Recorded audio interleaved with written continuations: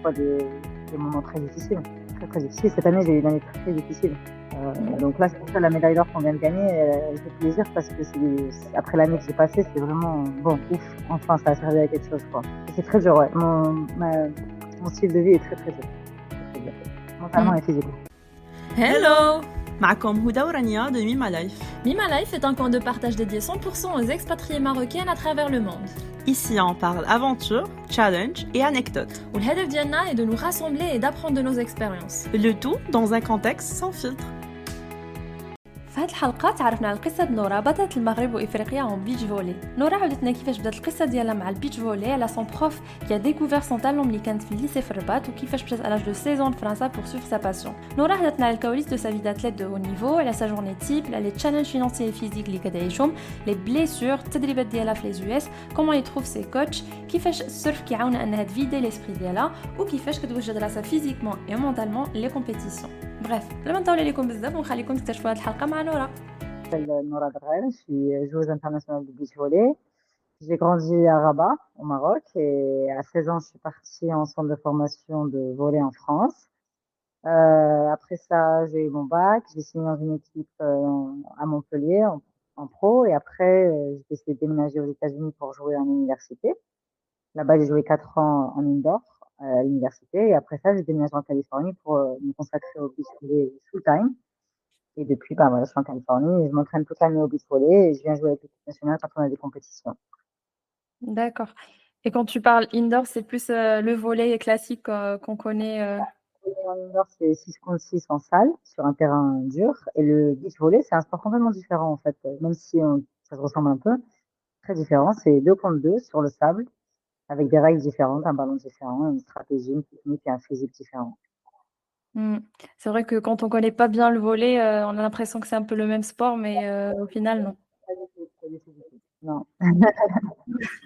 Très différent. و وإلا رجعنا معاك شوية l'enfance كيفاش en fait ظهر هاد le talent ديال الفولي و comment tu t'es orientée vers هاد الدومين؟ Alors, je me suis pas orientée moi-même. En fait, je faisais beaucoup de sport en compétition. Je voulais être sportive. Depuis que je suis jeune, je voulais être sportive. Mes parents sont dans le sport. Donc, j'avais commencé avec l'équitation, la gymnastique. Mes parents m'ont pas laissé faire ça, voilà, pour ma carrière professionnelle. Après, il y a eu l'athlétisme. Là, mes parents m'ont poussé un peu dans l'athlétisme. J'ai eu un accident qui m'a coûté un peu ma carrière d'athlétisme. Et du coup, un jour, j'étais au lycée et le prof de volley m'a dit, toi, si tu es en gym, tu vas venir jouer au volley. Moi, je connaissais rien du volley, je savais même pas ce que c'était comme sport. Je connaissais pas les règles. Je lui ai dit, ouais, ouais, non, non, merci, j'ai déjà mes sports. Je lui ai dit, à haut niveau, je faisais de l'équitation, de l'athlétisme, la gym, j'en ai oublié un. Mais voilà, donc j'avais assez déjà de sport. J'avais pas besoin d'aller faire un autre sport. Il m'a dit, non, non, tu vas venir au volley. Bref, moi, voilà, j'ai pas pensé plus que ça au volley. Et un jour, il est venu me chercher. J'allais pas au volley. Il m'a inscrite, mais j'allais pas. Et c'était entre midi et deux au lycée. Et un jour, il est venu me chercher. Il m'a dit, non, là, tu viens au volley tout de suite. J'ai dit, non, j'ai pas mes affaires, je suis en jeans. Il m'a dit, c'est pas grave, tu viens jouer en jeans. Je suis allée jouer et en fait, il m'a un peu montré, voilà, comment ça se jouait le sport et tout. Je suis tombée amoureuse du sport. On avait une super équipe aussi au lycée. Et donc voilà, c'est devenu vraiment ma passion. Et là, j'ai dit à mes parents, voilà, vous m'avez pas laissé partir pour la gym, pour l'équitation, dans un centre de formation, en sport-études, en gros. Maintenant, j'ai le volley, je veux partir pour le volley. Ma mère, elle m'a dit pourquoi pas. J'avais 15 ans. Mon père, il m'a dit non. Mon père marocain, il m'a dit absolument pas. Je reste au Maroc, c'est une tes études. Et j'ai eu de la chance. J'ai un ami que mes parents connaissaient qui monte aussi à cheval et qui a aussi sa mère prof de sport comme moi, qui lui est parti pour le hand l'année d'avant. Donc, il est parti en France pour jouer au hand, voilà, sa carrière. Et du coup, je suis allée voir, j'ai dit, est-ce que tu peux avoir ta maman, parler à ma maman, voir comment ça fait, comme ça moi aussi je pars. Et donc ça s'est passé comme ça, ma mère a parlé à sa mère. On a trouvé des centres de formation en France, on a trouvé des dates comment dire, de tests pour rentrer dans le centre de formation. Je suis allée passer les tests avec ma mère en France. Mon père, il dit toujours non, non, tu vas pas partir, tu vas pas partir. On a dit, bon, déjà, on va voir, gars, si j'ai le niveau. Voilà. Bon, techniquement, j'avais pas du tout le niveau parce que en France, je jouais déjà depuis 10 ans au volley en centre de formation avec des coachs et tout. Moi, je jouais sur le goudron au lycée Descartes en jeans ballerine, quoi. Donc, c'était pas la même chose. Et en fait, comme je faisais plein de sports, physiquement, j'avais du potentiel. Donc, j'ai été prise.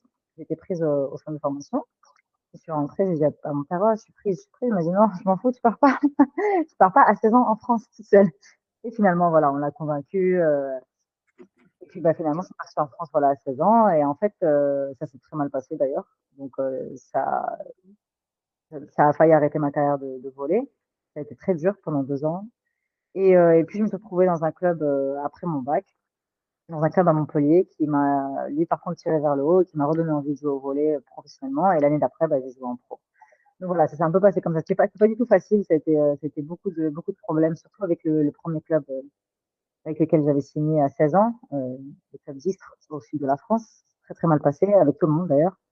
Donc voilà, donc ça a pas été facile, mais bon. Mmh.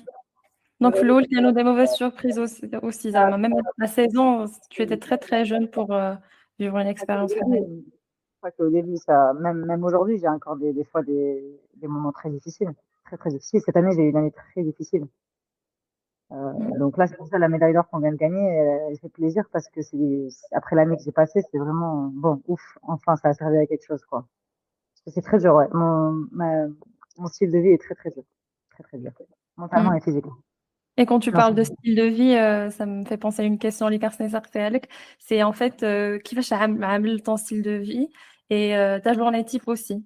حيتاش c'est quelque chose qui nous intrigue tous de savoir un peu كيفاش les athlètes ou les champions كيعيشوا كل نهار les entraînements entre les entraînements, l'alimentation, Alors, tout ça. alors, moi, le problème, c'est que j'ai une situation un peu particulière. Normalement, ma vie, elle devrait pas ressembler à ça. C'est pas normal pour une athlète de haut niveau d'avoir le style de vie que j'ai. Parce que bah, déjà, j'ai un visa qui me permet que de m'entraîner aux États-Unis, un visa qui coûte extrêmement cher. J'ai pas des parents qui sont riches, donc je dois travailler tout le temps pour pouvoir juste payer pour avoir le droit d'être dans le pays où m'entraîner. Je m'entraîne pas là-bas. C'est vraiment là-bas que c'est au fait que je suis là-bas et que je m'entraîne toute l'année que j'ai toutes ces médailles avec le Maroc. En plus, voilà, d'avoir une super partenaire, voilà, etc. Mais c'est vraiment d'être là-bas en Californie. J'ai besoin d'être là-bas si je veux vraiment percer dans le beach volley, donc j'ai pas le choix. Mais moi, ma vie, c'est bah, 5h30 du matin, réveil. 6h30, je suis sur la plage. Froid, vent, pluie, n'importe. 6h30 sur la plage, je m'échauffe. 7h, l'entraînement commence. Je finis à 9h. L'entraînement, c'est l'entraînement où c'est jamais facile. Donc, généralement, à 9h du matin, je suis déjà KO physiquement. Je rentre, je me douche vite fait, je prends un petit smoothie ou un truc comme ça, un truc à manger. Et je travaille après jusqu'à 20h. Et, enfin, voilà, je rentre à 20h, je mange, je vais dormir, parce qu'après le lendemain, je dois me réveiller à 5h30 du matin. Et les week-ends, soit j'ai des tournois, soit, pas souvent, parce qu'encore une fois, il faut payer les tournois, etc. Mais sinon, la plupart du temps, je travaille. C'est le week-end où d'ailleurs, je me fais le plus de sous généralement, donc je travaille tous les week-ends. Et cette année, il y a un moment donné, pendant 4 mois, je crois, où j'ai pas eu un jour où j'ai pas travaillé. Donc, mais c'est pas normal parce que c'est pour ça que je me blesse un peu plus souvent maintenant. Parce que, voilà, au lieu de me prendre le temps de m'étirer après l'entraînement, de manger à des heures normales, des fois, je mange pas jusqu'à 20h, c'est pas possible. Ou de faire ma muscu, j'ai pas le temps, faut que j'aille travailler parce qu'il faut que je paye ma situation là-bas qui est extrêmement, extrêmement chère, quoi. Donc voilà, c'est un peu ça, ma vie. Et surtout cette année, ça a été très dur parce que c'est l'année où je devais renouveler mon visa. Donc encore une fois, 7 000 $ de visa. Donc du coup, voilà, c'est pas, il faut bien que j'aille le faire quelque part cet argent. Donc des fois, la carrière de volley, elle passe un peu à côté parce que sans mon visa là-bas, ben, ma carrière de volley, elle existe pas. Donc, Mmh. mais bon, c'est pas, voilà, c'est pas un lifestyle typique d'athlète de haut niveau. إمم. يعني الinfrastructure اللي عنده والecosystème اللي كاين في كاليفورنيا كيعاونك بزاف أنك ت تأنت ت يكون عندك un bon entraînement d'évoluer vers la carrière اللي بغيتي. كيفاش عامل هاد l'écosystème تماك؟ Bah, Romain, par exemple, ils appellent ça la Mecque du beach volley mondial. C'est vraiment l'endroit où le beach volley a commencé. Et c'est l'endroit où il y a tous les coachs olympiques qui viennent. Et là, j'ai 3 coachs là-bas, 3 coachs olympiques brésiliens. Et j'ai une autre coach de USA Volleyball. Et c'est normal là-bas. Genre, tu vas pas, genre, c'est normal. C'est pas genre, moi, je vais chercher vraiment le top du top. Évidemment, financièrement, c'est pas possible. Il y a encore mieux, tu vois. Mais non, c'est normal là-bas. Il y a toutes les équipes nationales qui viennent s'entraîner là-bas. Il y a le Canada qui sont championnes du monde. Elles s'entraînent là-bas, elles sont installées là-bas. Elles s'entraînent là-bas à l'année. Il y a les équipes américaines qui sont championnes olympiques. Il y a enfin, les grosses équipes européennes, elles viennent s'entraîner là-bas au moins un mois par an. Donc c'est vraiment du niveau. Voilà, c'est pour ça que tu progresses bien. Mmh. C'est même pas juste ça, c'est le lifestyle, la mentalité des gens. Moi, j'ai été choquée quand je suis arrivée là-bas. Pourtant, j'ai joué dans plusieurs pays en Europe. C'est vraiment, ils vivent beach volley. Ils se lèvent beach volley, ils font leur muscu pour le beach volley, ils font leur méditation pour le beach volley, leur préparation mentale pour le beach volley, tout beach volley. Mais ça tourne que autour de ça. Et c'est une culture que j'ai vue nulle part d'autre dans le monde. Nulle part. Comme ça. Genre vraiment, ta vie est consacrée au beach volley. C'est Mm. c'est Et pas, ouais. c'est pas facile. Mm.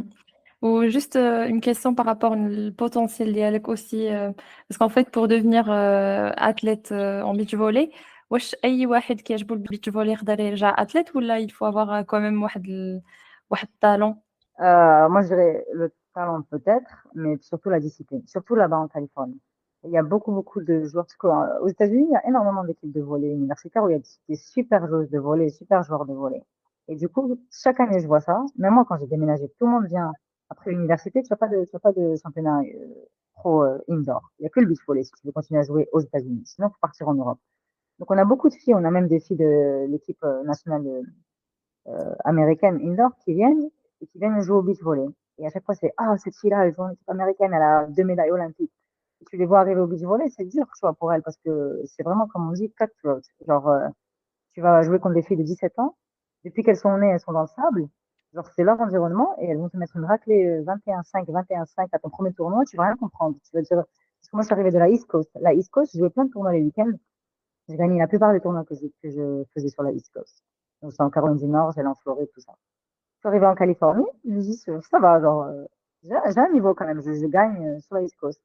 Non, j'ai joué contre une équipe de, voilà, de 17 ans, c'est monstrueuse des filles, genre, à un niveau physique, mental, technique, elles vivent, elles font que ça tous les jours. Genre, elles vont à Wow. l'école, Mm. c'est tout.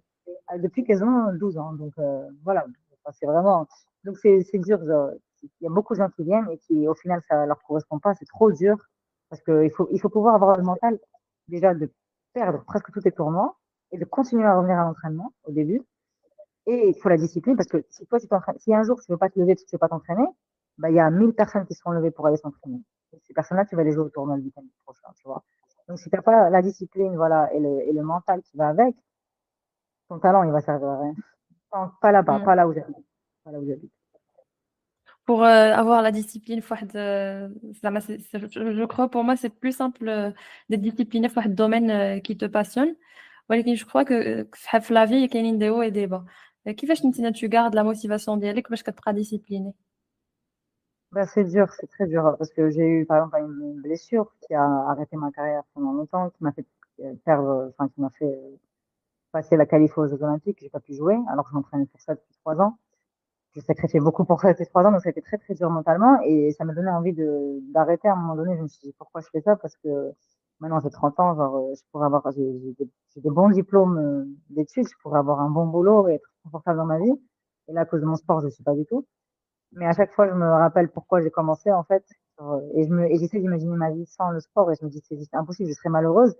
Et en plus de ça, là, les dernières années, il y a un truc qui vraiment m'a touchée et que même dans les tournois, quand ça va pas, je pense à ça.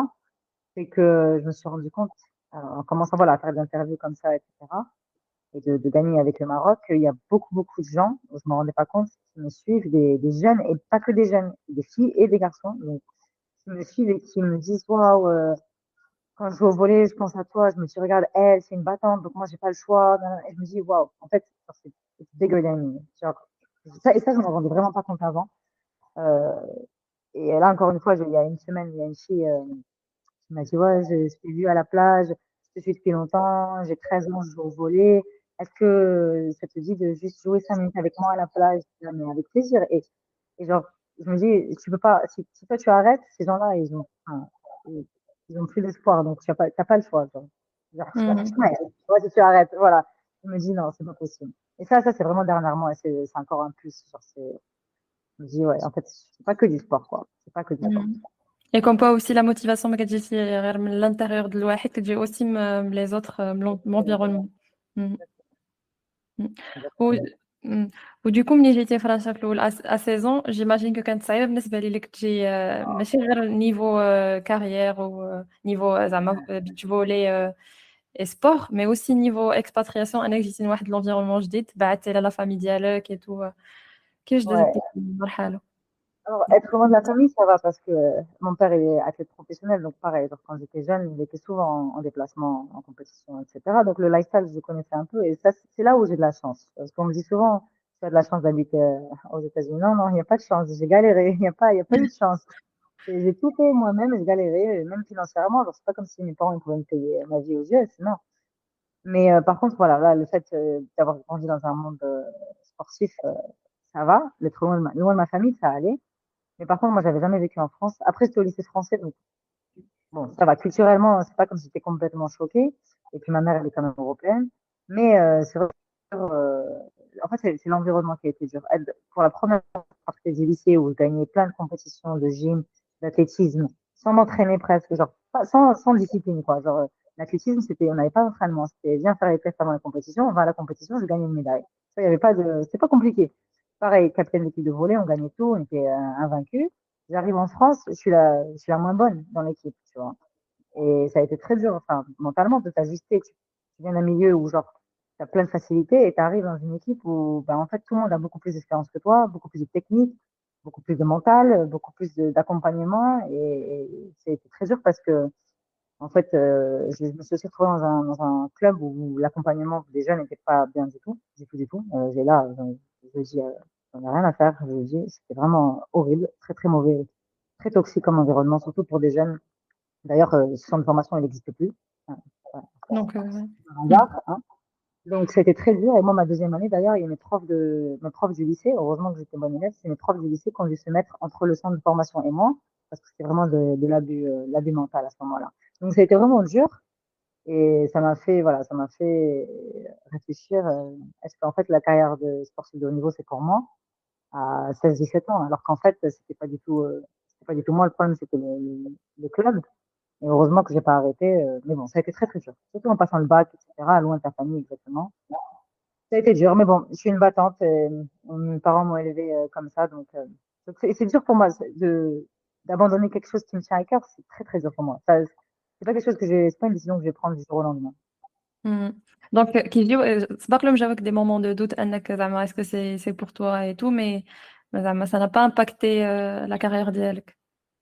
Bah, ça l'a impacté, mais ça m'a forgé, en fait. Ça m'a plus forgé. Voilà, je me dis, voilà, j'en suis là aujourd'hui. Encore une fois, là, dernièrement, ça va parce que cette année, on m'a demandé de partager un peu ma vie aux États-Unis. Et comme en fait, l'année dernière, j'ai eu un peu de visibilité en gagnant le championnat d'Afrique. Là, cette année, Mhm. les gens, ils ont un peu suivi ma vie, ils ont un peu suivi ma routine aux États-Unis. Ils ont compris qu'en fait, c'est très, très, très, très dur. Et d'ailleurs, je viens d'avoir mon visa là, il vient d'être accepté il y a 2 jours. Ça y est, enfin, ma dernière étape de visa, c'est pour ça que je suis en Belgique, hein. Et il y a beaucoup de gens qui m'ont dit, waouh, enfin, bravo, on est content pour toi. On a vu que ça a été très dur cette année. Mais avant ça, on s'était, ah ouais, elle, l'international déjà, on m'appelait l'international. Alors que j'ai grandi à Rabat. Genre, mon père, il a représenté le Maroc pendant 20 ans. Et on m'appelle l'international parce que j'ai décidé d'aller m'entraîner dehors. Non. Ça. Et après, on me disait, ouais, de toute façon, elle a de la chance, elle est aux États-Unis. Mais cette année, après son championnat d'Afrique, je suis retournée aux États-Unis avec un billet d'avion, hein. Pas d'appartement, pas de travail, rien. Même pas de coach, parce que j'étais partie depuis 1 an et demi à cause de ma blessure. Donc, c'est pas de la chance. Et du coup, voilà, genre, c'est pour ça que des fois, ouais, des fois tu doutes, mais bon, Mhm. voilà. C'est Je vrai me ما dis, كاينش لا كاين بزاف د الخدمة derrière. il y a beaucoup, beaucoup de sacrifices. مم. شنو les risques اللي كيجيوك في الدومين ديالك؟ Bah déjà, la blessure, ce qui m'est arrivé, moi, parce que quand tu es blessé, ben, moi, toute ma vie, elle tourne autour du beach volley aux États-Unis, mais quand je me suis blessée et que je peux plus rien faire, en plus pendant le Covid, avec les frontières fermées, je, qu'est-ce que je fais de ma vie, tu vois, qu'est-ce que je fais là, pourquoi je suis là, voilà. Ça, et puis, bah, financièrement. Déjà, en Californie, les Américains, ils appellent ça, le beach volley, ils appellent ça le hustle, parce que déjà, c'est dur d'être joueur de beach volley, parce que c'est pas comme les autres sports où tu es payé comme un joueur de foot, où tu es payé par un club, tu as un salaire à l'année. Au contraire, le beach volley, c'est un sport individuel, en fait. Donc, aux États-Unis, tout le monde paye ses coachs, paye son matériel. Voilà, c'est à toi de trouver tes coachs, c'est à toi de te lever le matin. Il n'y a pas de, voilà. Et en fait, ce que tu peux faire, c'est trouver des sponsors. Moi, j'ai pas le droit d'avoir des sponsors américains. Donc, moi, je suis en train de chercher des sponsors au Maroc, mais c'est compliqué parce que le beach volley au Maroc, il n'a pas encore beaucoup de visibilité. Mais du coup, voilà, donc quand il y a beaucoup de risques financiers, quoi. Si tu te débrouilles pas, financièrement, tu rentres chez toi, quoi. Donc Donc c'est c'est un plus stress risque physique. permanent. Mm. Mmh.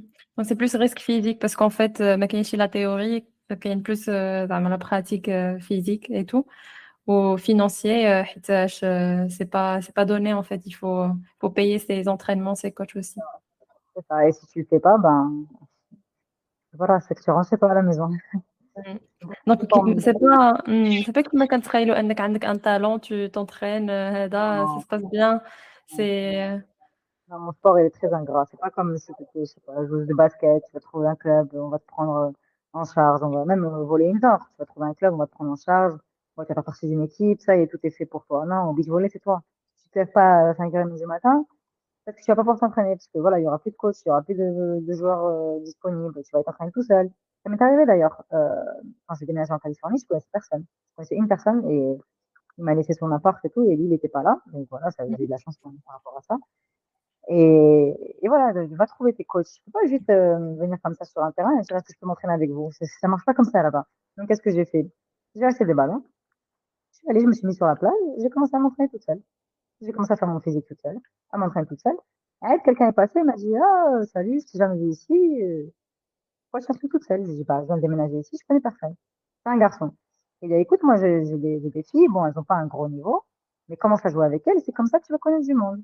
J'ai dit ok, donc il m'a mis en contact avec un groupe de filles qui jouent. Évidemment, c'était pas du gros niveau de, voilà, c'est pas ce que je voulais faire là-bas, mais ça a commencé comme ça. On me dit ah, mais tu joues bien, attends, tu m'es en contact avec cette personne. Nan, nan.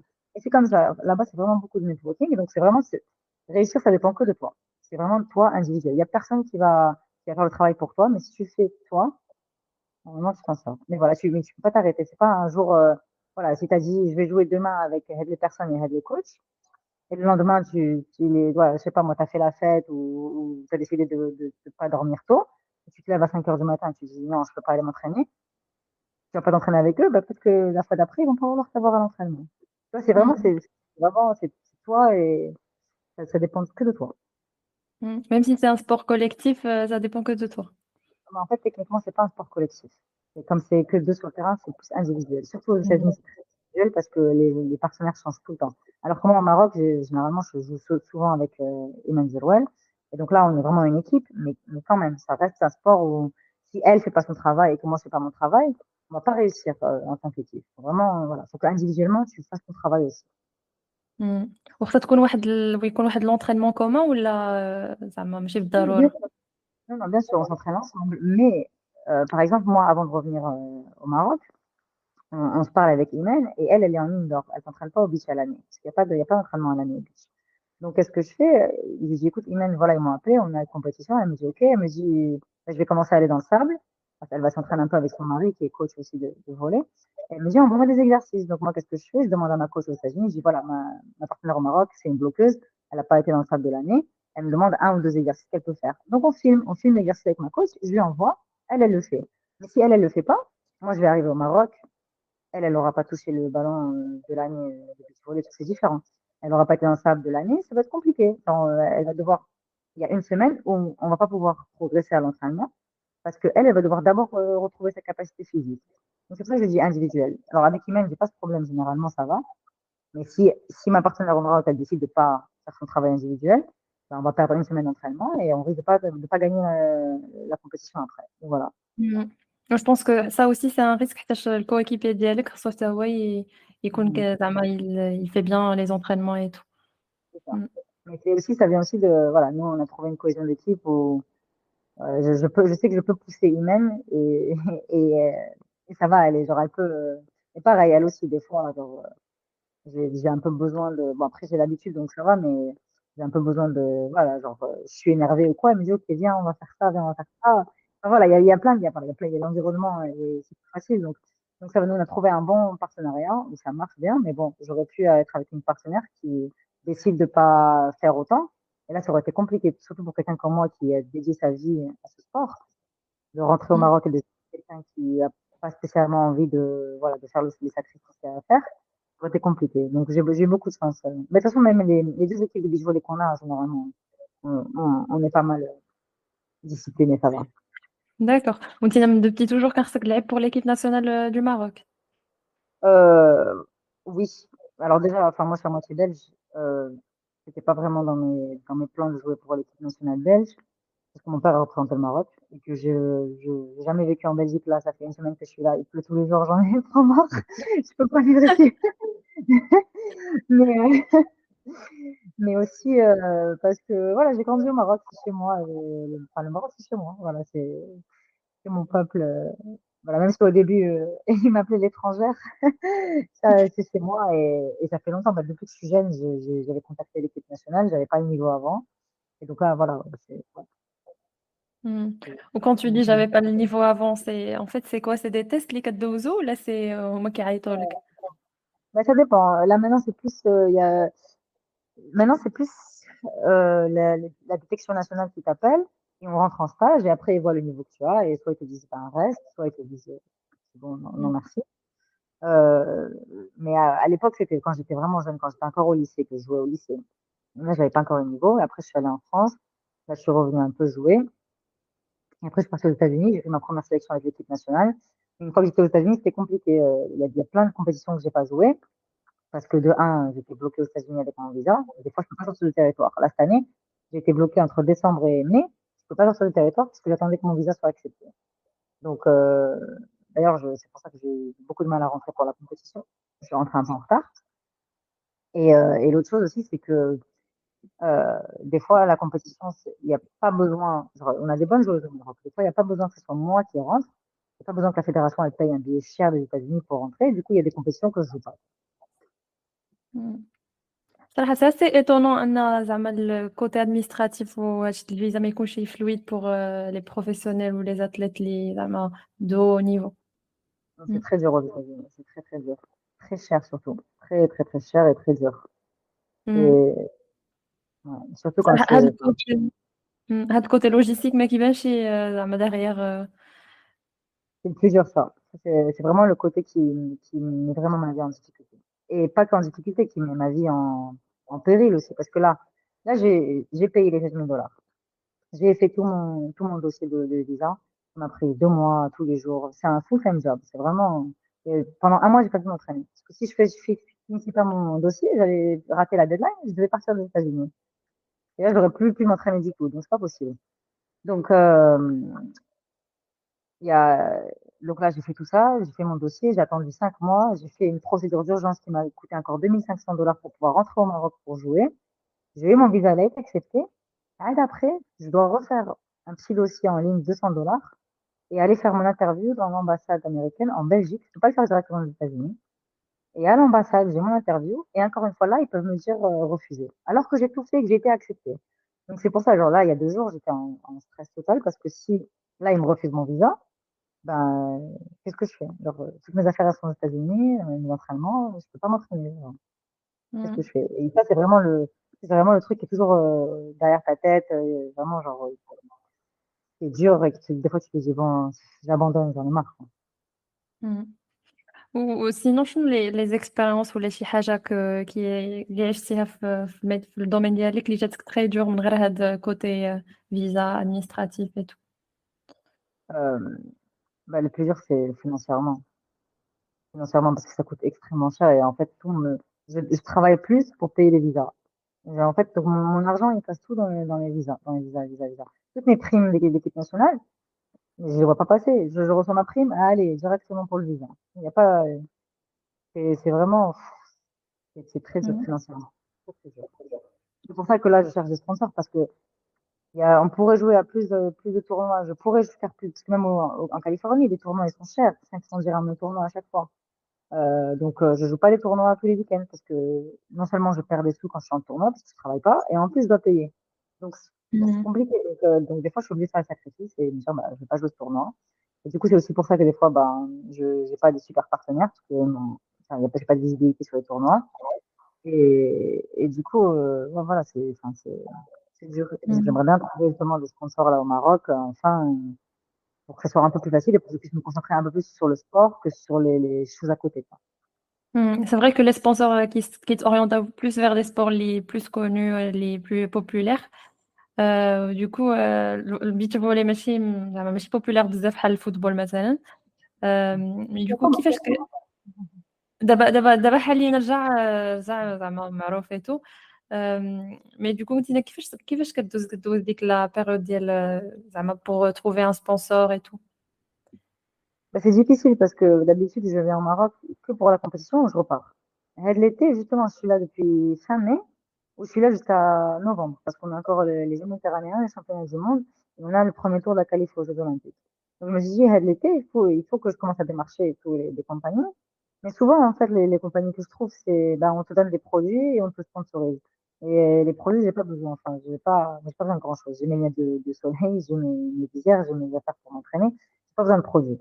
Donc là, je cherche vraiment des sponsors financiers qui veulent bien m'aider financièrement et en plus, genre, maintenant, j'ai une plateforme, je passe comme vous avez vu, je passe sur 2M, je suis interviewée par la Brut, Afrique, par vous, par l'opinion. Donc, du coup, c'est quelque chose que enfin, vraiment, pour moi, en tout cas aux États-Unis, c'est des trucs que les marques recherchent. Et au Maroc, je pense qu'on n'a pas encore cette mentalité attends, en fait, c'est pas que du sport, c'est une image aussi qu'elle projette. Et du coup, c'est ce que j'essaie de justement faire comprendre là aux marques que je démarche. Mais bon, c'est pas facile, surtout que je fais tout toute seule. Donc voilà. Hmm. Ou tout à l'heure قلت لنا بلي زعما tu peux pas être sponsorisé par une marque américaine. علاش c'est pas possible. En fait, je peux tant qu'ils me payent pas aux États-Unis, parce que si je veux un sponsor aux États-Unis, qui me paye directement aux États-Unis, il faut que je fasse un amendment to my visa. Et le amendment to my visa, je dois faire pour chaque sponsor. Et pour chaque sponsor, je dois payer $1 500. Donc, il faut que je trouve un sponsor qui me paye beaucoup plus que ça pour justifier le fait que j'ai payé $1 500 de amendment sur ma visa. Et d'après encore, c'est des papiers, des documents à faire, des procédures légales avec un avocat. Donc, voilà, Hmm. C'est très et compliqué. j'ai pas le temps et l'argent de faire ça en plus. Genre, it's not worth it. Genre, c'est calcul de, c'est pas, Hmm. Hmm. Ou sinon, en parlant des US, كيفاش دوزتي ديك la toute première période اللي وصلتي فيها les US حيت كنتي في فرنسا وابخي دوزتي les États-Unis, c'est pas du tout la même culture. واحد le monde آخر. un gros choc culturel. Surtout que moi, je suis passée du sud de la France à Montpellier, une ville qui bouge, voilà, avec beaucoup de sport, beaucoup de ça, au milieu de nulle part en Caroline du Nord, où genre les gens, ils savent même pas que le Maroc, c'est un pays, et la Belgique, n'en parlons même pas, et je pense que l'Afrique, c'est un pays, pas un continent. Donc, ça a été très, très dur, très dur. Moi qui voyais les US, ben, pas que moi, genre même quand je suis au Maroc, à chaque fois, ils me disent, ouais, les US, non, non, non, les US, c'est bien, mais on est vraiment sur un piédestal, alors qu'on est bien au Maroc aussi, on a beaucoup de belles choses au Maroc. Ça a été dur. Alors, pour le sport, par contre, genre, waouh, je suis arrivée, premier jour d'entraînement, je sors de l'entraînement, on me dit, t'as besoin de la glace, t'as besoin de ça, de ça, de ça. Moi, je jouais en pro en France, je me blessais le soir à l'entraînement. J'avais pas de glace, fallait que je rentre chez moi, j'allais prendre la glace de mon réfrigérateur. Et le lendemain, je vais voir mon médecin ou là, mon ostéo. Là, direct, tu as tout sur place, tu as les couvertures chauffantes avant l'entraînement, tu as le kiné avant l'entraînement, chaque entraînement, chaque jour, tu vois, dédié. Genre, il peut pas te dire non, je suis busy. Non, il est là pour toi. Ça, c'est vraiment, en plus, on te donne une dotation, on te donne 40 000 t-shirts, chaussures, et j'étais là, waouh, c'est quoi ça? Genre, j'avais l'impression que c'était une princesse. Mais par contre, voilà, culturellement, c'est très, très différent de nous, surtout de nous, Marocains. C'est vraiment, c'est un autre monde. Donc, ouais, faut s'adapter. Même pareil, un Américain qui vient chez nous au Maroc ou en Europe, ça va être un gros choc culturel pour eux. Surtout en Caroline du Nord. Là, en Californie, c'est un peu différent parce qu'en Californie, les gens, ils voyagent beaucoup. Donc, c'est pas la même mentalité. Ils sont beaucoup plus, voilà, ouverts sur le monde. Alors que là où j'étais en Caroline du Nord, vraiment, comme je dis, il y a des gens qui savent pas du tout que l'Afrique, c'est un continent. Donc, quand je dis, ouais, à Moroccan, ils me disent, quoi? Des fois, ils me disent, ah, Monaco, là, il y a la course, de voiture. Non, non, non, Monaco. Je leur dis North Africa. Ils me disent, Africa? Isn't that a country? Non. Ou alors ils me disent, bah, comme le film Mean Girls, You're African, but you're not black. Je dis, ouais, on n'est pas tous noirs en Afrique, en fait. Donc ouais, ça a été dur. Mais ça a été une bonne expérience. C'est bien moi, je trouve que c'est bien de voir les choses comme ça, et parce que tu apprécies plus d'autres choses, du coup. C'est vrai. هما ils sont très professionnels في هاد الشي ديالهم aussi. question على اللوجمون كيفاش جبرتي اللوجمون. Bah, mes premières années, j'étais en université. J'ai eu une bourse pour jouer au volley et j'ai eu une bourse académique grâce à mes notes à l'université. Donc, ça allait. C'était logé à l'université. Mhm. Là, par exemple, quand je suis retournée après le championnat d'Afrique, avec la guerre en Ukraine, tout a augmenté. L'inflation est catastrophique. Déjà, c'est extrêmement cher là où j'habite. Mais là, quand je suis rentrée juste avec un billet d'avion. j'ai cherché partout. J'étais au point où je regardais les billets d'avion pour rentrer au Maroc parce que je peux pas me payer un logement là où j'habite. Et le truc, c'est que t'as pas beaucoup de choix. C'est pas genre, par exemple, je sais pas, si t'es au Maroc, t'es à Rabat, c'est cher. Tu dis, bon, je vais sortir un peu de Rabat et je vais habiter un peu plus loin. Là où j'habite, tu peux pas faire ça parce que tu as la côte, extrêmement chère. Donc, c'est là où il y a le beach volley. En plus, je me ferai à 7 heures du matin. Je peux pas faire une demi-heure de route. C'est-à-dire qu'au lieu de me lever à 5 heures, je dois me lever à 5 heures et demie, je dois me lever à 5 heures. À un moment donné, je peux plus tenir physiquement. Mais c'est même pas juste que ça, c'est que j'habite à Los Angeles. Et à Los Angeles, tu as des quartiers qui sont très, très, très dangereux. Et en fait, là où j'habite, tu n'as pas le choix. Soit tu habites là où c'est très cher, soit après, si tu vas un peu trop inland, c'est très dangereux. Et quand je dis très dangereux, je parle pas de dangereux Maroc. Je parle de dangereux américain avec les gangs et voilà, des trucs comme ça. Donc, tu peux pas, c'est pas, voilà. C'est pas, tu te dis, ah, c'est pas grave, je vais faire attention. Non, non, non. C'est hors de question. Tu peux pas habiter là-bas. Donc, tu es obligé de, voilà, d'habiter là où c'est cher. Parce que tout est cher là-bas à part ça.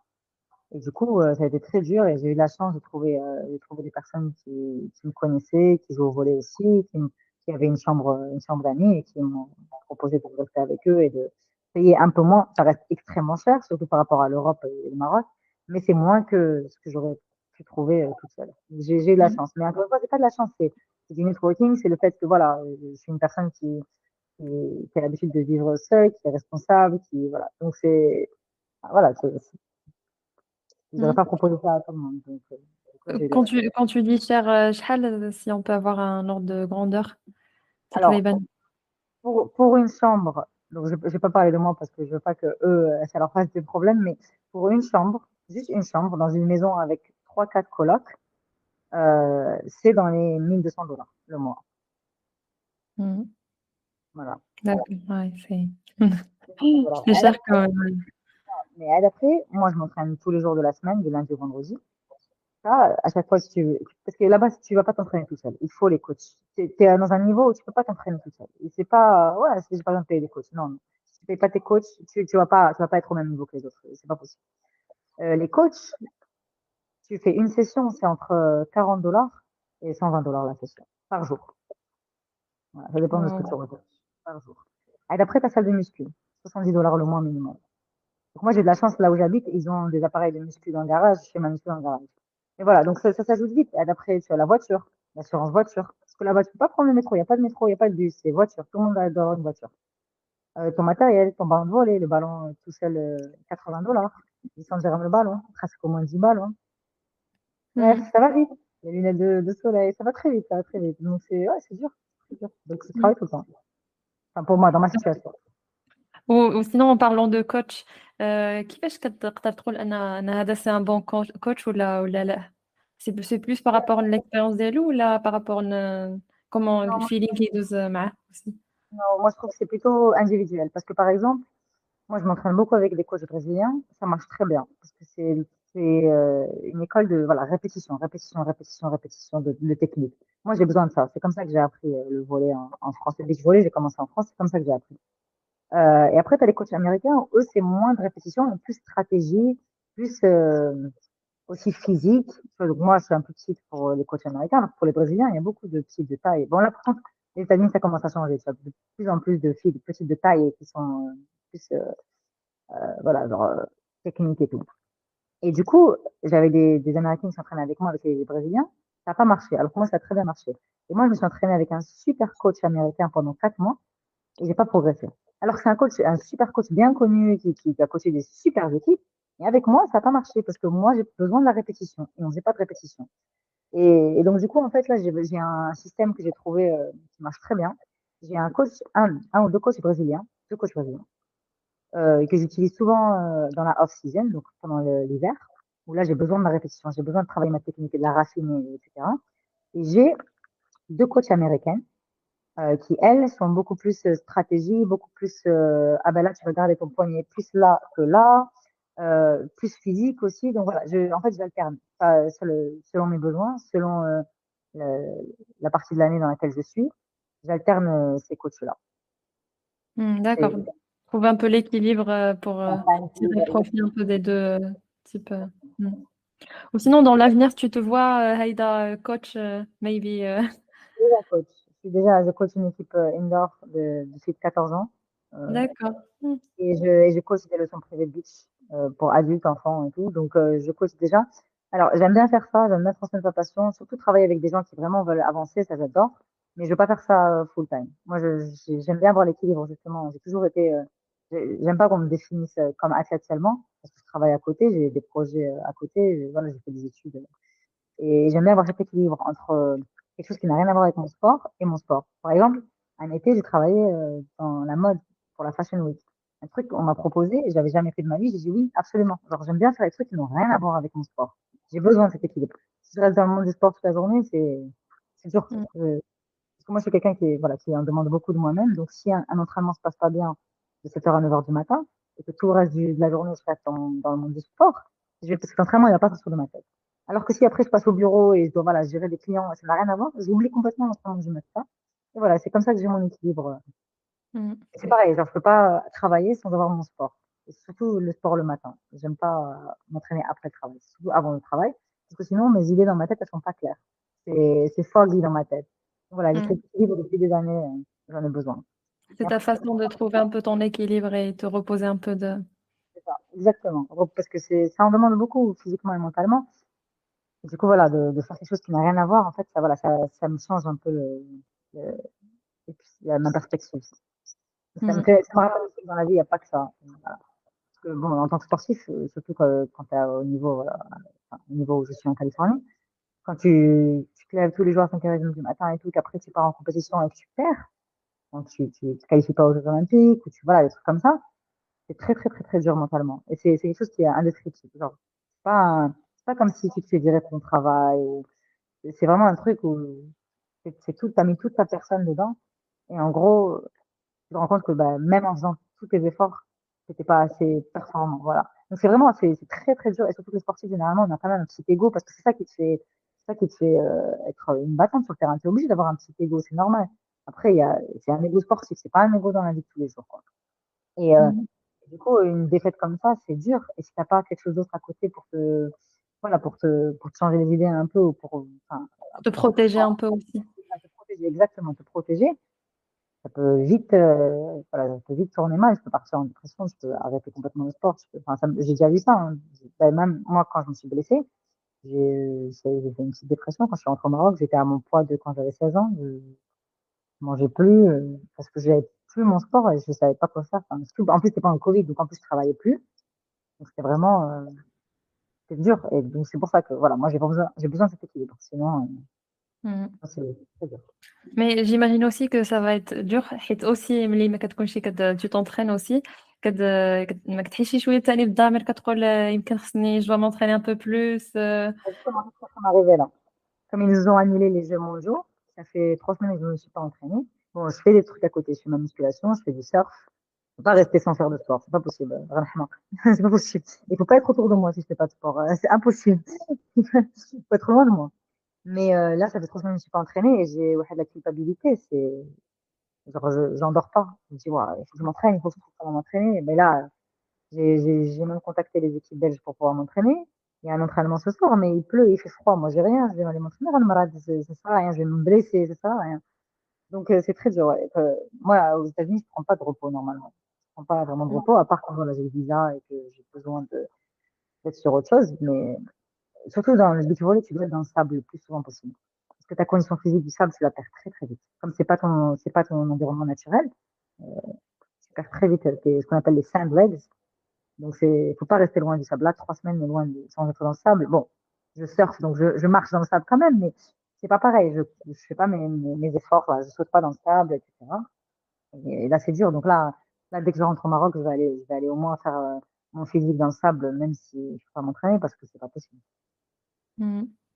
Ou je pense que كاين aussi le challenge autant en tant que femme aussi حيتاش les femmes ils ont pas tendance forcément à s'orienter vers des domaines بحال هيدا d'athlétisme ولا sportif de haut niveau وفي المغرب aussi comment tu vis نتينا هاد difficulté ولا هاد challenge Franchement, ça va beaucoup mieux aujourd'hui, je trouve. Vraiment beaucoup mieux. Quand j'étais jeune, non. Quand même au lycée, j'étais au lycée français en plus. J'avais des profs européens, même pas que marocains, européens qui me disaient, ouais, le sport, ça sert à rien, faut que tu te concentres sur les études. Et ils l'ont dit à mes parents un jour en réunion parents-prof. Ils m'ont dit, oui, Nora, elle est un peu trop concentrée sur le sport. Ils ont dit ça à mes parents qui sont sportifs. C'est mal Mhm. passé. C'est très Oui. mal passé. Heureusement que tu Et n'as supporté par ouais, tes mais parents. quand même, mes parents et mon père, ce qu'il avait fait, j'avais mes sports. Dès que mes notes elles baissaient, il m'enlevait un sport. Donc comme ça, voilà, je veux faire du sport, ok, mais il faut que tes notes elles soient voilà, à la hauteur. Mais c'est vrai que même moi, même mes amis à l'époque, des fois, ils me disaient, alors par contre, mes amis étaient toujours là en mode, waouh, c'est fou, comment t'es une athlète, tu fais du sport, c'est trop bien. Alors, ils me supportaient, mais, enfin, ils me soutenaient. Mais j'avais quand même des fois des remarques du style, mais tu vas pas t'arrêter, genre, tu vas pas faire ça après le lycée quand même, genre, qu'est-ce que tu vas faire avec le sport, tu vois, genre, c'était pas méchant, mais c'était quand même, je te dis, bah, pourquoi c'est pas, si j'avais été joueuse de foot, enfin, un joueur de foot garçon, on m'aurait pas posé les mêmes questions. On m'aurait pas dit ça. Donc, parce que moi, je suis une femme, on me dit ça, non. Mais là, ça va mieux, je vois, on a beaucoup d'athlètes femmes qui font des résultats. Ben là, même, on a des coureuses, des trucs comme ça, j'ai vu, Asia, elle a fait un résultat. Voilà, enfin, on a beaucoup de résultats et ça commence à, voilà, j'ai rencontré pas mal de femmes marocaines dans les dernières années, là, qui sont comme moi, du style, bah, moi, si tu veux, je vais jouer avec les garçons, je m'en fous. C'est ce que j'ai fait quand j'étais jeune. Il n'y a pas de filles qui jouent, c'est pas grave, laisse-moi jouer avec les garçons. Y a aucun problème. Et pareil, j'ai rencontré beaucoup de femmes comme ça là aujourd'hui, ça me fait plaisir.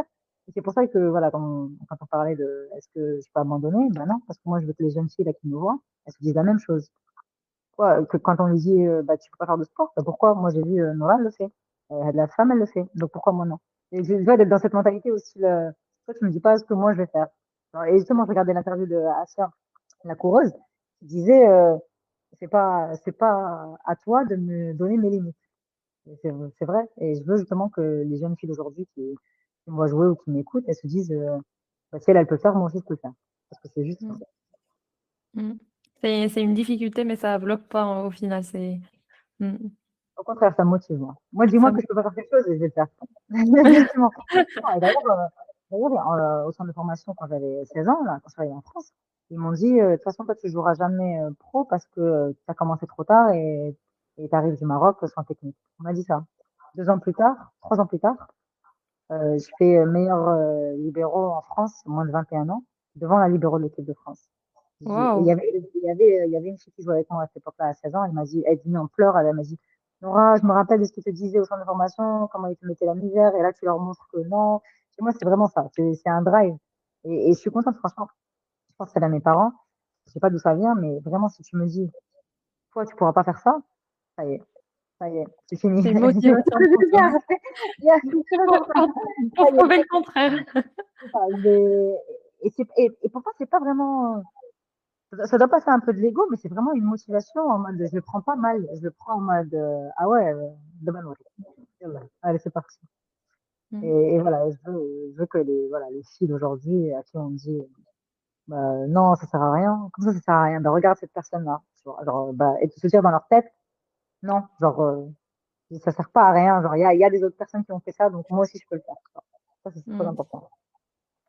Ouais. وسبق له شي واحد قال لك شي فراز ولا شي حاجه اثرت فيك اوسي يمكن ما كانتش مزيانه بحال هاد ليكزومبل اللي عطيتي لنا مي اثرت فيك دون بون مانيير. Donc, le contraire, quelque chose qui m'a poussé. كي ت'a poussé oui. Ben, beaucoup de personnes aux États-Unis. Parce que quand tu arrives aux États-Unis, enfin moi en plus, quand je suis arrivée, c'est vraiment genre ce qu'on appelle underdog.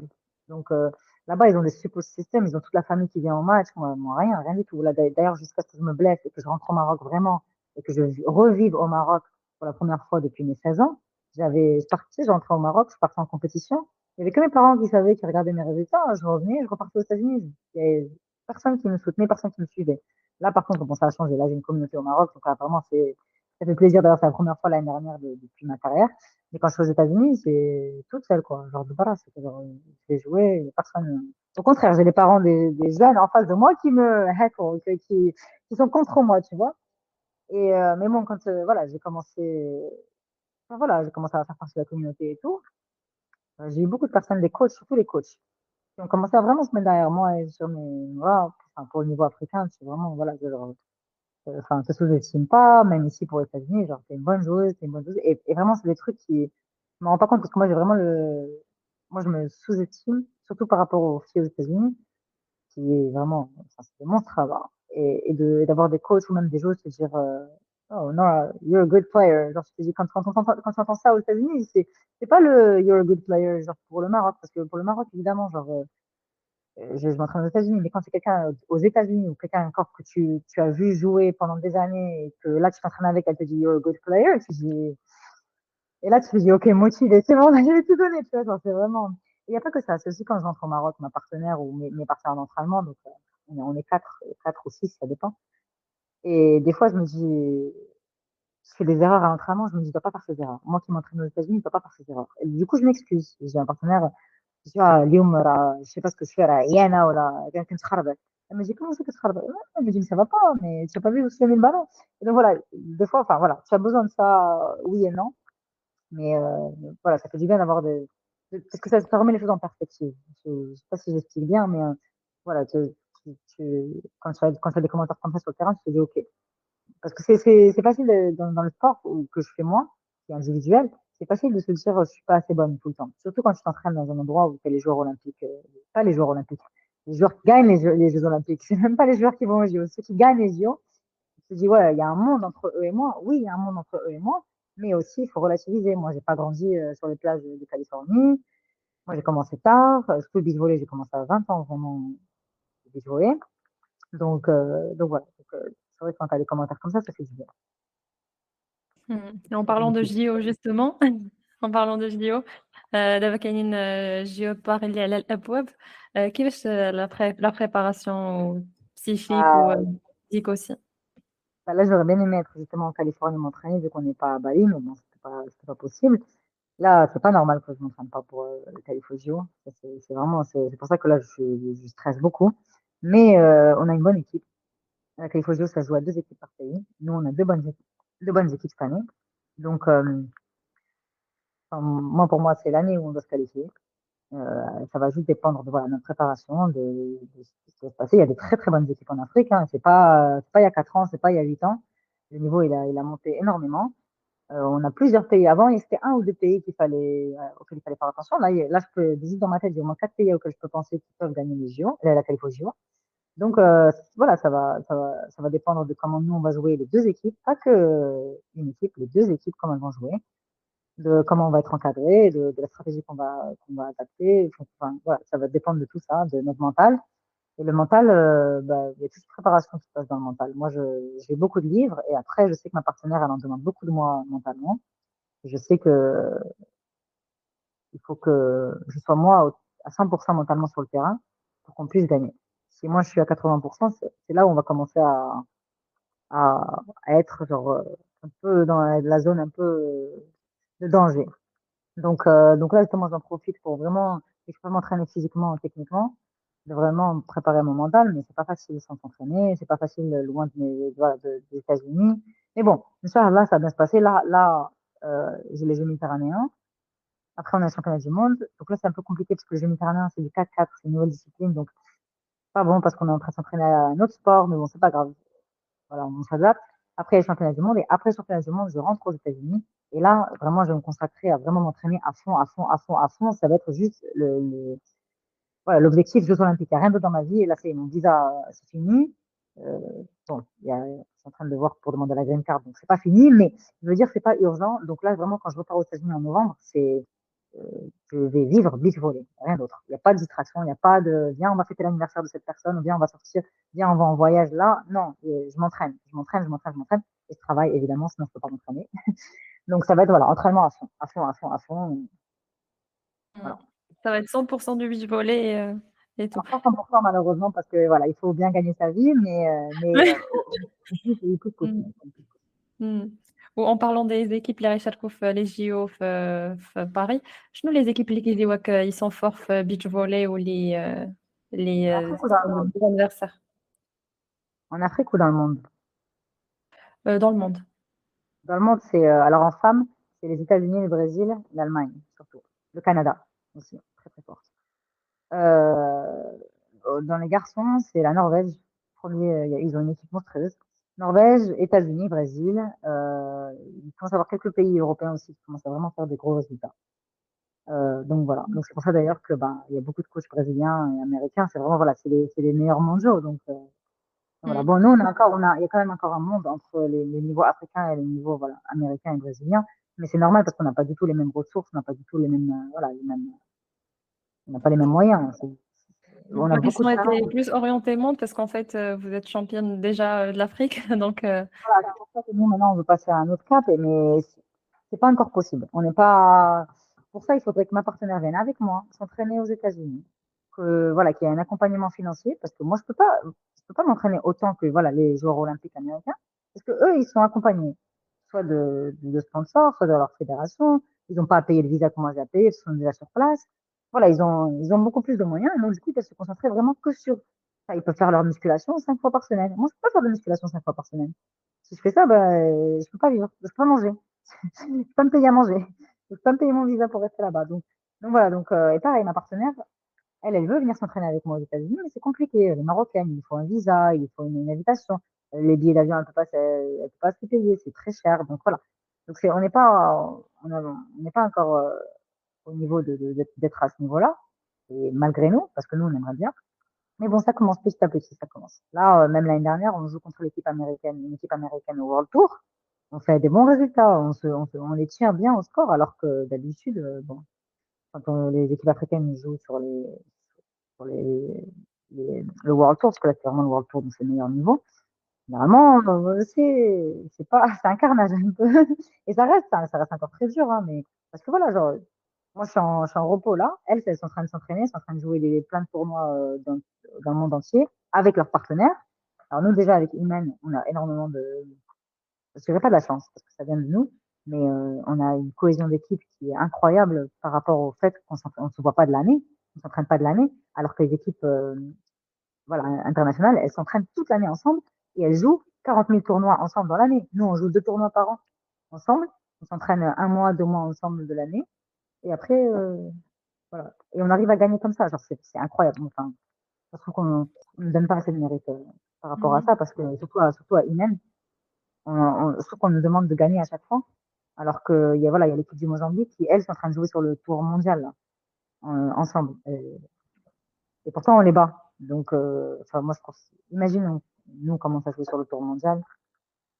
Enfin, voilà, je trouve qu'on pourrait faire encore plus de résultats et on veut, on en a envie. Mais bon, voilà, Mhm. c'est pas facile, c'est pas facile. Ouais. Je pense qu'en même temps, la récompense كتكون كبيرة ملي كتربحوا alors que نتوما معكوش زعما les moyens اللي عند des équipes آخرين. C'est ça. Mhm. Mais bon, le problème, c'est qu'on sait qu'on a plus de capacité que ça et on est limité parce que c'est compliqué. Elle joue en indoor en plus. Donc là, par exemple, elles sont avec l'équipe indoor. Et moi, on m'a proposé d'aller avec l'équipe indoor, mais c'est pas mon sport, c'est plus mon sport. Je veux pas, pourquoi je vais aller faire ce sport alors que j'ai les championnats du monde qui arrivent, le beach. Elles n'ont pas le choix parce qu'elles jouent à l'année au Maroc en indoor. Moi, je joue plus en indoor. Donc voilà, j'ai la possibilité de dire c'est pas mon sport. Elles, non. Donc du coup, et en plus, on n'a pas d'équipe sans elles. Les filles, c'est les meilleures joueuses des fois, de l'équipe indoor. Donc voilà, donc elles doivent aller jouer en indoor. Donc c'est compliqué parce que si elle n'était pas en indoor et qu'elle était en train de s'entraîner, par exemple, si elle était avec moi, qu'on soit même juste en Europe pour s'entraîner contre des équipes européennes, mais notre niveau, il serait déjà, enfin là, il serait là, quoi. Mais bon, malheureusement, on n'a pas assez de joueuses au Maroc. Donc il faut bien qu'elle ait joué en indoor. Mhm. Mais bon, ça Et le commence fait à se de pas développer. jouer, le fait de pas jouer en indoor, بالنسبة ليك, c'était un choix stratégique ou là, Tina, tu vois pas, en fait, tu vois que c'est pas du tout le même sport et que c'est pas. Moi, j'ai fini, j'ai rejoué avec l'équipe indoor en 2021. Ça faisait 4 ans que j'avais pas joué en indoor, que j'avais pas touché un ballon indoor. Je me suis dit, je vais rejouer parce que voilà, ça m'avait fait mal au cœur d'arrêter ma carrière après l'université parce qu'il n'y a rien d'autre pour l'indoor aux États-Unis. J'ai rejoué, on m'a fait jouer dans le championnat national, j'ai gagné le championnat national, j'ai fait meilleure défenseuse. Je me dis, ça y est, j'arrête ma carrière dessus. Mon corps, il a pris du temps à se remettre après ça parce que c'est pas la même, c'est même pas la même surface. Donc, tu prends beaucoup plus de chocs. J'avais plus l'habitude, je suis passée directement en compétition comme ça sans m'être entraînée en indoor du sable, directement en compétition. Mon corps, il a eu beaucoup de mal à se remettre après. Et puis, c'est pas la même technique du tout. Ma technique, en fait, j'ai dû passer 3 semaines, un mois à reprendre ma technique de beach après. Donc, en fait, c'est counterproductive. Je passe pas mon année à sacrifier ma vie sociale, mon argent et tout, à m'entraîner au beach pour venir échanger complètement de sport 2 mois avant le championnat du monde de beach volley.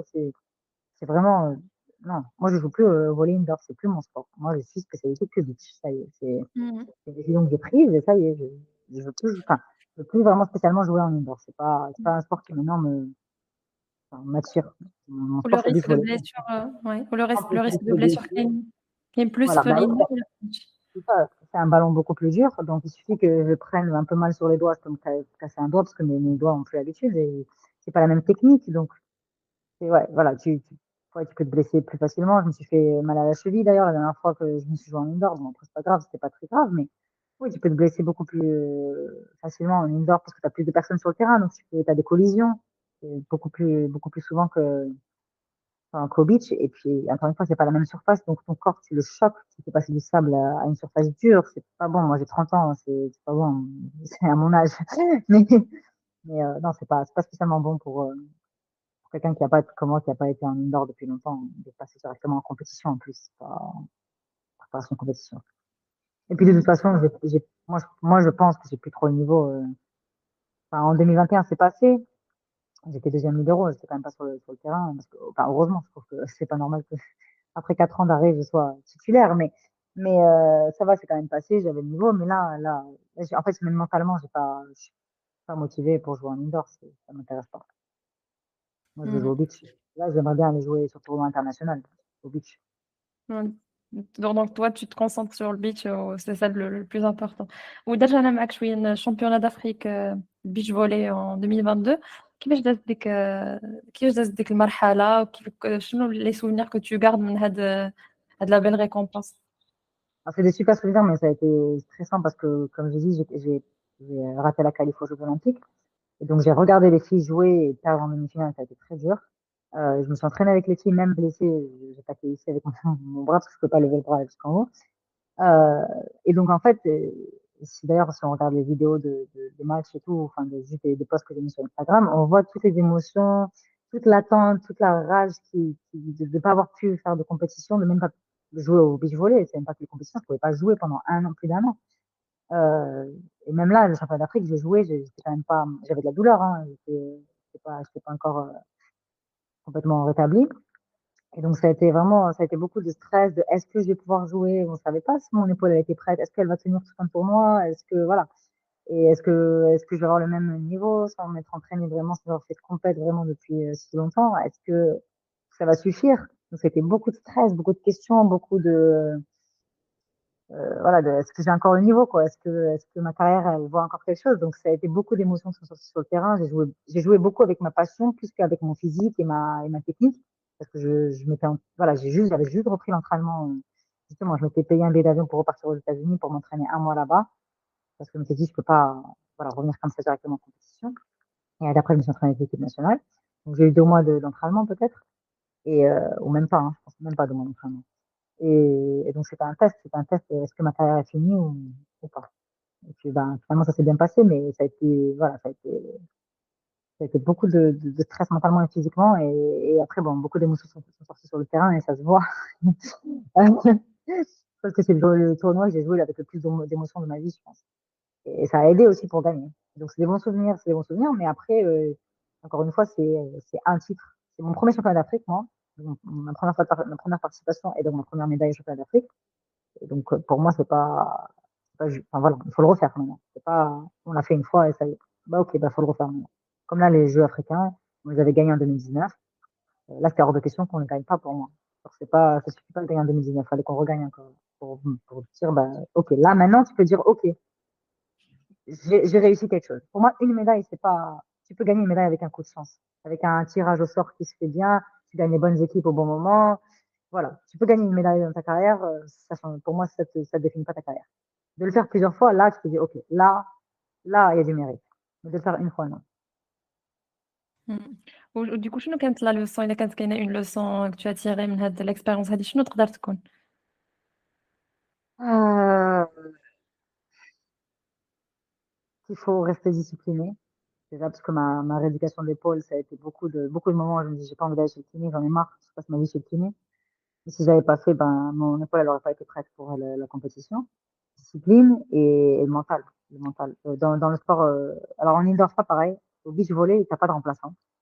La stratégie du beach volley, c'est de prendre une joueuse de l'autre équipe et de la target tout le match pour la faire craquer mentalement. Et tu es tout seul sur le terrain. Et si toi, tu sors pas un bon jeu, il n'y a personne pour le remplacer, tu vas perdre. Non seulement tu vas perdre, mais en plus, c'est choura, tu vois. Genre, donc, tout le monde te regarde, il n'y a que toi sur le terrain, tu peux rien faire d'autre. Mm. Donc, voilà, c'est discipline mentale, mentale, mentale, mentale, Mm. mentale. Ou comment tu travailles ton mental, justement?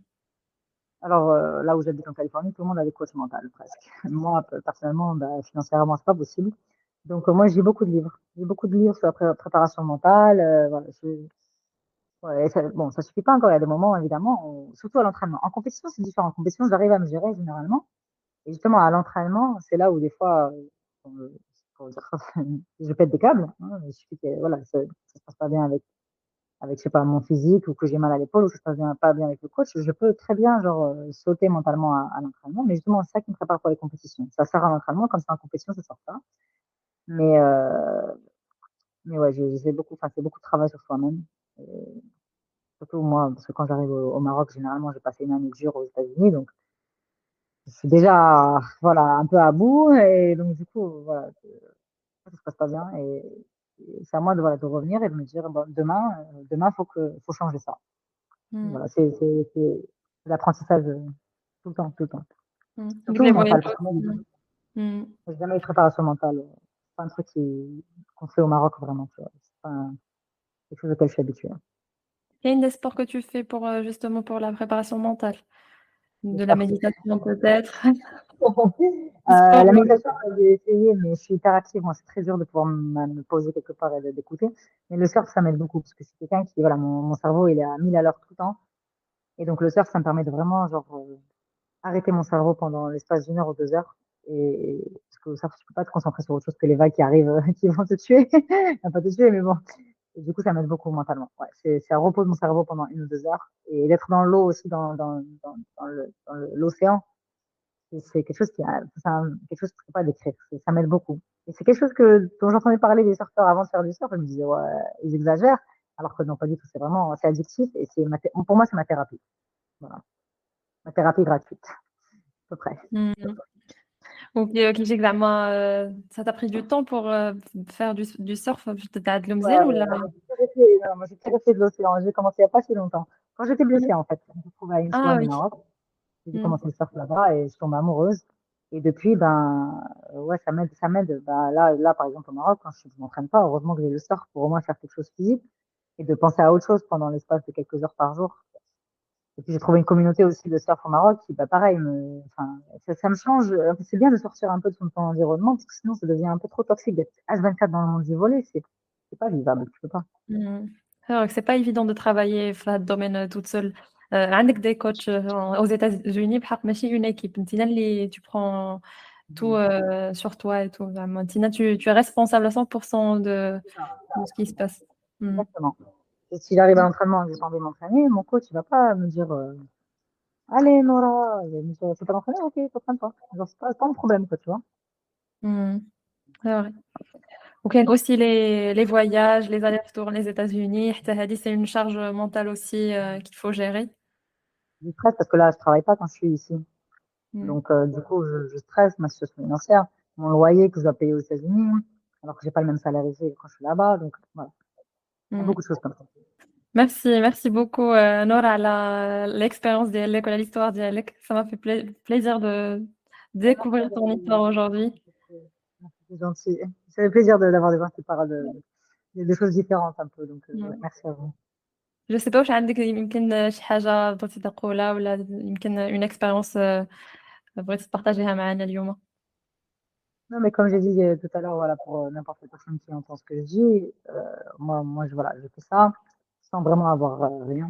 Euh, à part, bon, peut-être de l'éducation, oui, mais j'ai une éducation et encore.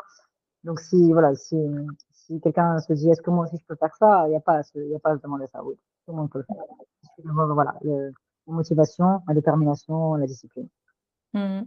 c'est vrai. C'est vrai كحنا ملي كنشوفوا la carrière ديالك et tout نيشان كنقولوا كاين les États-Unis كاين les voyages كاين donc sûrement Les غتكون لاباس amis, عليك بزاف côté les financier. y a pas Oui, de mais j'ai toujours pas le droit d'ailleurs d'avoir de green card. J'ai toujours pas, moi, je suis en visa aux États-Unis depuis 10 ans, depuis 10 ans. mmh. Un visa qui me coûte cher et il y a personne qui me donne le droit d'être aux États-Unis. C'est moi qui me crée le ici. Donc, moi, je suis partie, je suis cherchée sur Internet comment aller jouer en université là-bas. C'est moi qui ai contacté une agence, je connaissais rien. J'ai dit à ma mère un jour, l'année prochaine, je pars aux États-Unis. Elle dit, non, comment tu pars aux États-Unis? Toi, tu penses que tu vas pas se faire comme ça aux États-Unis? J'ai dit, non, j'ai contacté quelqu'un, j'ai trouvé, voilà, pour rechercher. Et même là encore, voilà, si je travaille pas tout le temps, je peux pas payer ma situation aux États-Unis. Mais il faut savoir, voilà, il faut savoir si vraiment tu veux faire quelque chose. Est-ce que tu es déterminé à vraiment sacrifier. Voilà, faut être sûr de toi pour en وسينو prendre باش une. غير نرجعوا شويه للكونتكست ديال البودكاست ديالنا اللي هو كنهضروا فيه على ليكسباترياسيون. اذا قدرت تلخص لنا شويه ليكسبيريونس ديالك ليكسباترياسيون في كلمه واحده شنو تقدر تكون هاد الكلمه؟ Oh, c'est dur. Expatriation en un mot. Une aventure, moi je dirais. C'est vraiment une aventure, moi. Vraiment une aventure. Ouais. وفوالا سالينا الحلقة ديالنا اليوم، شكرا على الاستماع ديالكم. ونتلقاو في حلقة جديدة مع ضيفة جديدة. كانت معكم رانيا وهدى de la page Mima Life. À bientôt.